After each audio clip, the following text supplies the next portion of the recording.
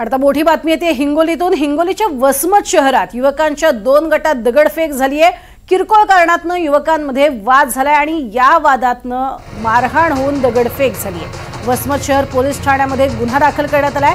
मारहाणीत जखमी झालेल्या युवकावरती रुग्णालयात आता उपचार सुरू आहेत। अधिक माहिती घेऊया समाधान कांबळे यांचे प्रतिनिधी आपल्या सोबत आहेत। समाधान, नेमका सगळा काय प्रकार? निश्चितपणे आपण जर बघायला गेलं तर काल रात्रीची घटना आहे। वसमत तालुक्यातील शहरातील जे शुक्रवारपेठ भाग आहे या भागामध्ये 2 युवकांतील गट आहे। त्या गटामध्ये किरकोळ कारणावरून वाद झाला होता आणि या वादानंतर जे आहे ते दगडफेक आणि लाठ्याकाठ्यांनी मारहाण करण्यात आली होती।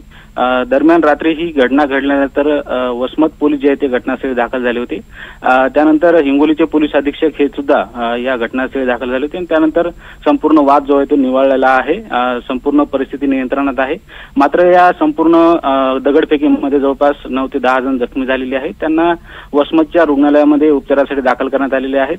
तर जे हल्लेखोर आहेत ज्यांनी दगडफेक केलेली आहे त्यांना जे आहे ते पोलिसांनी 1 जणाला ताब्यात घेतलेलं आहे। तर 6 जणांवर गुन्हा दाखल करण्यात आलेला आहे।